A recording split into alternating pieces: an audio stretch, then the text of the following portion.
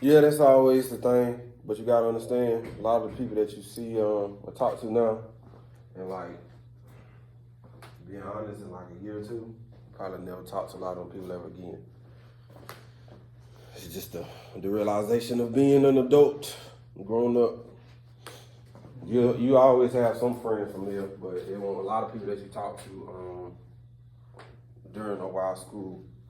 You won't never talk to them again. You right. Oh yeah, I know. I didn't experience it because yeah, you don't. Everybody's life is going in so many different directions. You never kind of like cross paths again, but so you just kind of cherish the memories you had while you here, I guess.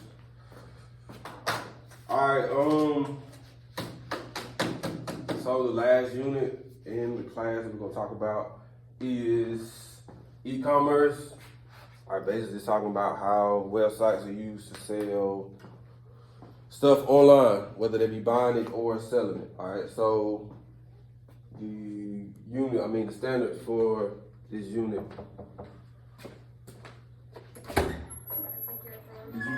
It's up in the league yesterday. All right, I'm finna change the dates and stuff to it. So go ahead and go to the cafeteria. Yeah. So I'm finna change it now. Like, give me like 2 or 3 minutes.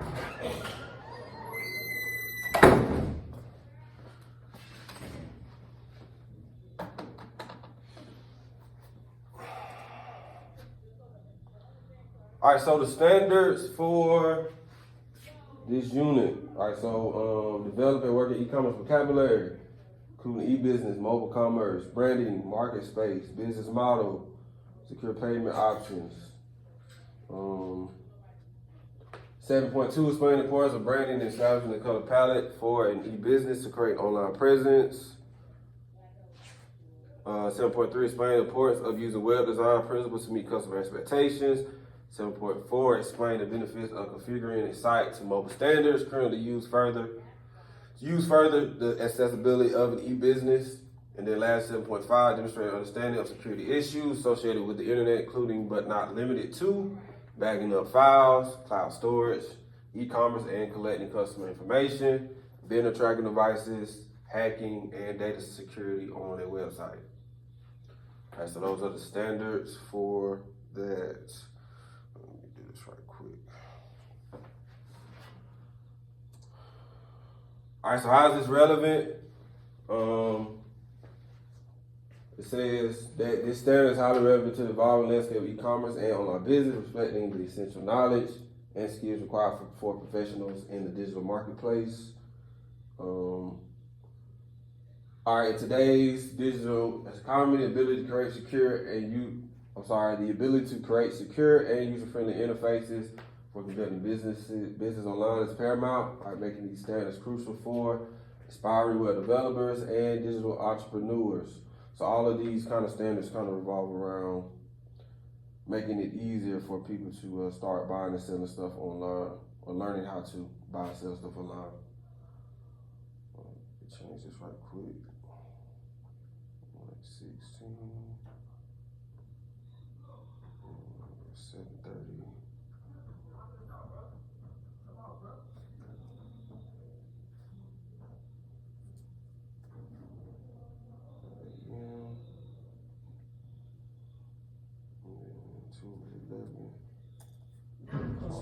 Yo.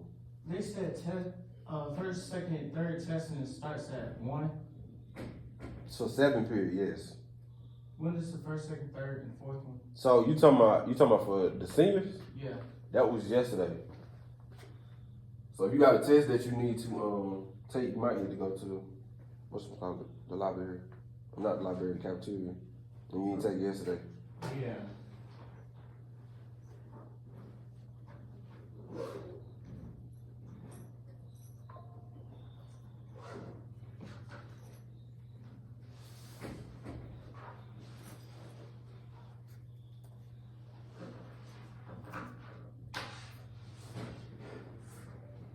Come on, bro.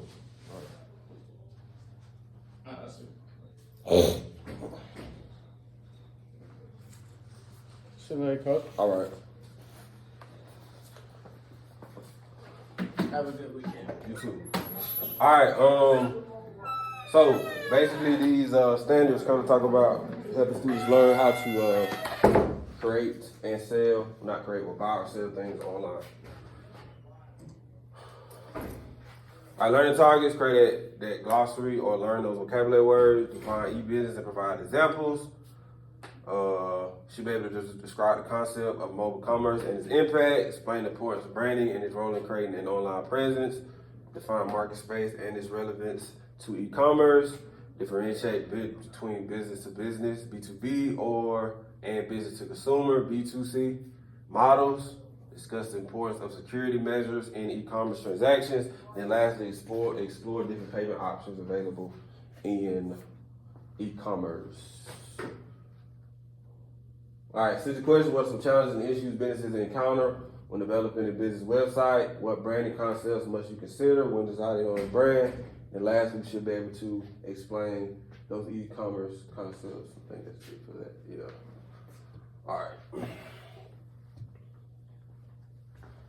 All right, so it says building a strong online presence with e-commerce. So the objective of this lesson is for students to be able to develop and work in e-commerce vocabulary, like we talked about with the standards, including e-business, mobile commerce, branding, market space, business to business, whether that be B2B or B2C, security, and payment options.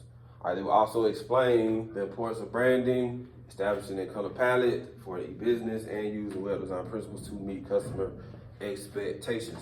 So some key points about this lesson is going to be, all right, understanding and defining those vocabulary terms once again, analyzing and understanding the significance of branding and colors, applying web design principles to enhance customer experience, and then lastly, once again, just differentiating between those business models. All right, so it says, have you ever thought about what makes an online store successful? In today's digital age, e-commerce plays a crucial role in the business world. I know it's a lot of stuff we buy online and we don't even realize it. I know I've been real big on Fashion Nova and clothing stuff in these last couple of years, and it's kind of easier to actually acquire things instead of having to physically be there from time to time. Now, it does have its disadvantages, but to me, the advantages outweigh that. So it says introducing e-commerce. So it says e-commerce or electronic commerce refers to buying and selling goods or services over the internet. All right, this concept has revolutionized the way businesses operate, allowing them to reach a global audience. So companies like Amazon, which we use, everybody uses all the time, eBay, Shopify, just some prime examples of successful e-commerce platforms. I kind of remember when Amazon was just kind of like a bookstore. That was probably like 15 years ago though. Now let's explore some key terms in the realm of e-commerce. So the first one is e-business.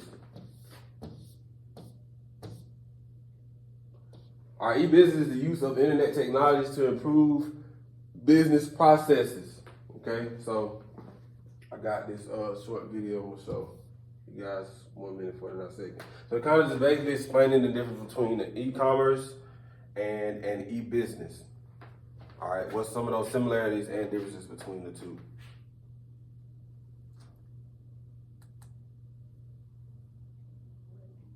Tutorials. In this video, we will look into the differences between e-commerce and e-business. E-commerce is nothing but buying and selling of goods around the web. On the contrary, e-business is a little different as it is not limited to commercial transactions, but it also provides other services. These are the two emerging modes of doing business, which are gaining importance with the passage of time. So, let's look into the basic differences between e-commerce and e-business in a tabular form. Difference number 1, trading of merchandise over the internet is known as e-commerce, whereas running business using the internet is known as e-business. Number 2, e-commerce is a major component of e-business.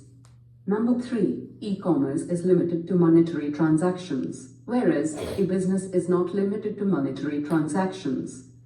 Number 4. E-commerce carries out commercial transactions, whereas a business carries out business transactions. Number 5. E-commerce has an extroverted approach that covers customers, suppliers, distributors, etc. On the other hand, e-business has an ambivert approach that covers internal as well as external processes. Number 6. E-commerce requires a website that can represent the business. Conversely, e-business requires a website, customer relationship management, and enterprise resource planning for running the business over the internet. And difference number 7. E-commerce uses the internet to connect with the rest of the world, whereas in e-business, the internet, intranet, and extranet are used for connecting with the parties. Alright, so those are just some differences between e-commerce and e-business. Alright.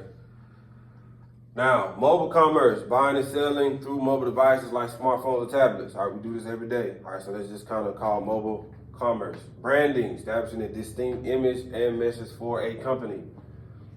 Each brand or each company also always has their own brand identity so they can kind of stand out from others and create that brand loyalty with consumers. Market space is the virtual environment where online business activities take place. All right, business models. So you got B2B, which refers to business transactions, while B2C involves business to consumer interactions. All right, so those are just kind of some business models that are followed when we're talking about e-commerce. Security, big thing, implementing measures to protect customer data and ensure safe online transactions because we don't want our money stolen or our identity stolen. So we have to have we have to have security when we're actually dealing in e-commerce. The lastly, payment options, various methods customers can use to pay for purchases, such as credit cards, digital wallets like Apple Pay, bank transfers, all those different type of things, all right? Now, moving down to this next part. So it says the importance of branding in e-commerce. So it says branding is a fundamental aspect of building a successful online business. It goes beyond just a logo. All right, it encompasses the overall visual identity of a company. Colors, fonts, imagery, and messaging all contribute to creating a cohesive brand presence. So it says when customers visit an online store, branding influences their perception of the business. A well-crafted brand creates trust and helps differentiate a company from its competitors. So we're just talking about, for example, Samsung and Apple. All right, Apple has strategically, in their messaging as far as their brand identity, made it to where if you do not have an iPhone Apple product, all right, the other stuff is kind of not like viewed as top tier. All right, and that's all through branding. That's all through messaging and branding. That's something going along with just using an example, kind of the iPhone text message color and Android. So if you're using the iPhone, all right, if I'm taking somebody else that has a iPhone, the color of that bubble is going to always be blue. Now, if I'm taking someone that does not have an iPhone, it's going to be green. And it's kind of giving that distinct look of, green is nasty. All right, I want to go and get an Apple product. So all that's done through branding, strategic branding, okay?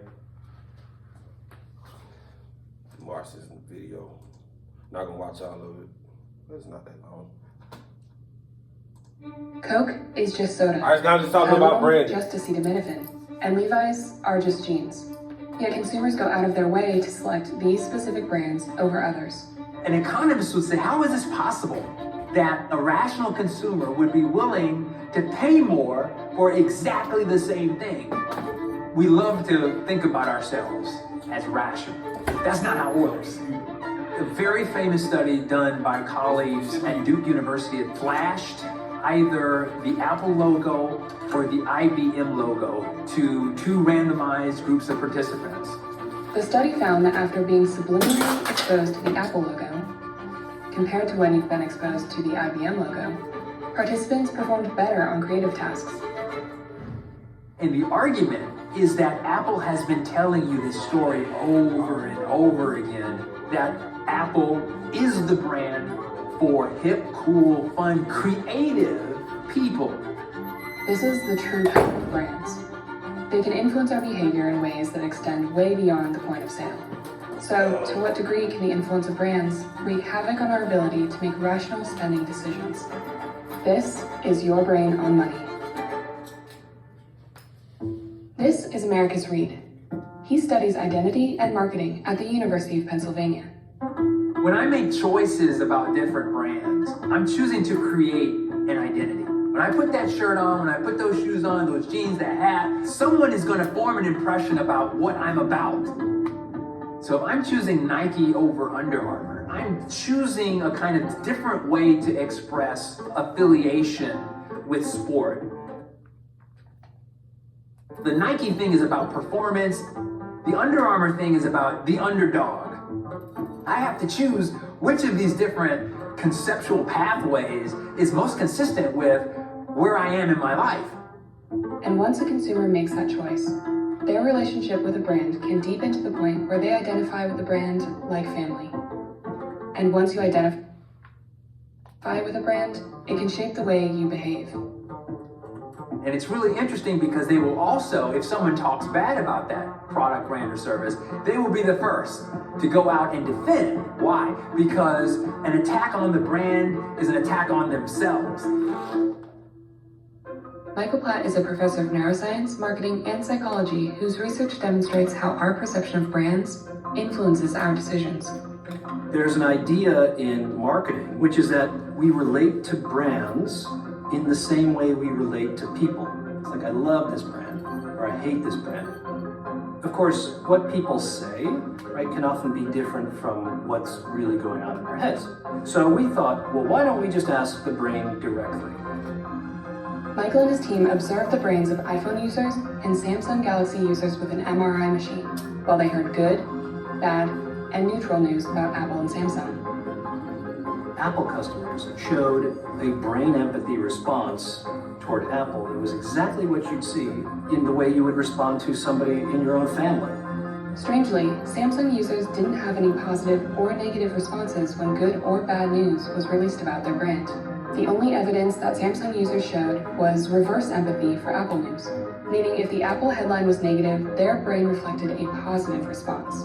You know, it really shows us that Apple has completely defined the market here. Samsung customers, it seems from their brain data, are only buying Samsung because they hate Apple. The kicker? The Samsung users didn't report feeling the results their MRIs showed. What was happening in their brains and what they reported feeling towards Apple and Samsung were totally different. Most people just don't realize that they are subconsciously choosing brands because those brands have some kind of self-expressive value. You can see that there's a lot of power here in terms of shaping consumers' decisions. As we learn more and more about that, we have to think much more deeply about the ethical, legal, and societal implications of doing that. So as consumers, what can we do to make informed choices? Well, the best thing we can do is be aware of the influence that brands hold. I think it's important to always pause and think a little bit about, okay, why am I buying this product? And like it or not, brands aren't going anywhere. I've heard lots of people push back and say that I'm not into brands. I take a very different view. They're not doing anything any different than what someone who affiliates with a brand is doing. They have a brand. It's just an anti-brand brand. When I think about what is it that I've learned about identity over time, I think a lot of it has to do with the fundamental need that we as humans have to have support systems. Perhaps it was the church, it was the community, it was these other institutions that existed. Now brands have stepped in as pillars of our identity. So I'm very much motivated to see that in that positive light.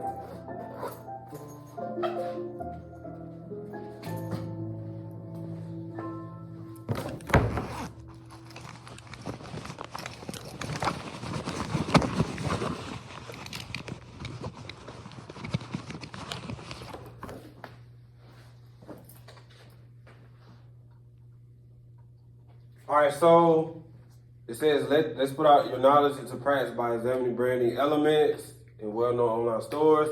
So it says take a moment To visit websites like Nike, Apple, or Coca-Cola, identify the branding aspects present, such as color schemes, logos, and messaging. I kind of did that for you guys. You can put your computer out. I don't know how long it's gonna take. Just put that in, and then once you have it up, just let me know how it's gonna open up. All right. I may not have the answers on that though. Give me that back. I don't think I got the answers on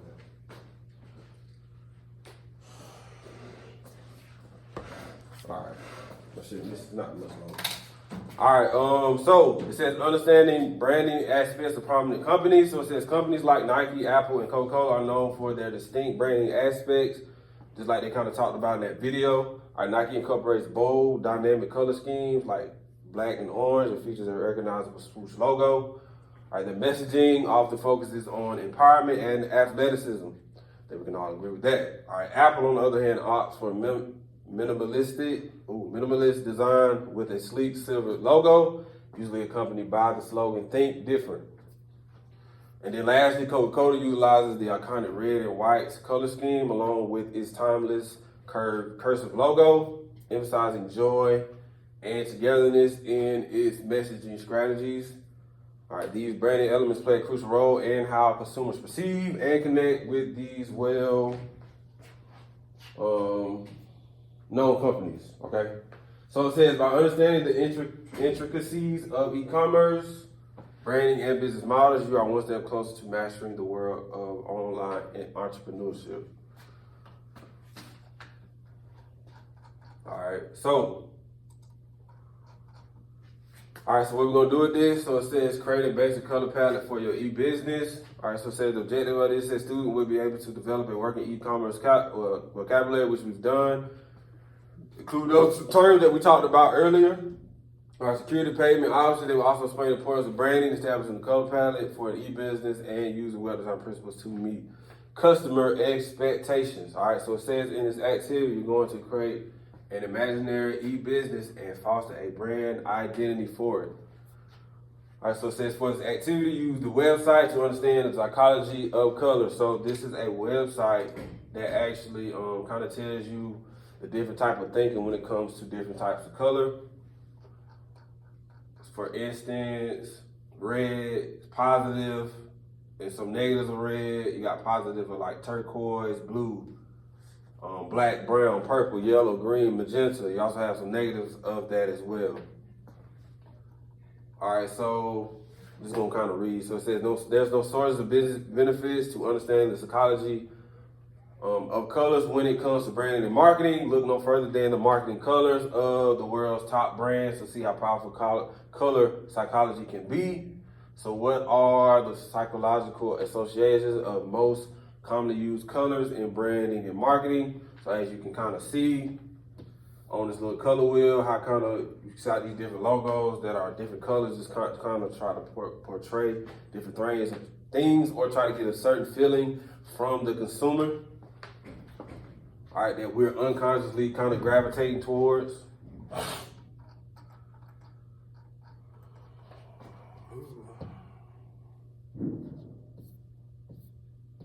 All right, so you got red. So say you got red. So it says red is the most emotional charge, is the most emotionally charged color, and the effects are not too subtle. All right, for this reason, it's important to be careful when using red for branding purposes. There's a long list of world-class brands that have used red to great effect in their marketing colors, but to do it well takes tact and restraint. All right, so those are some of the companies that have red logos.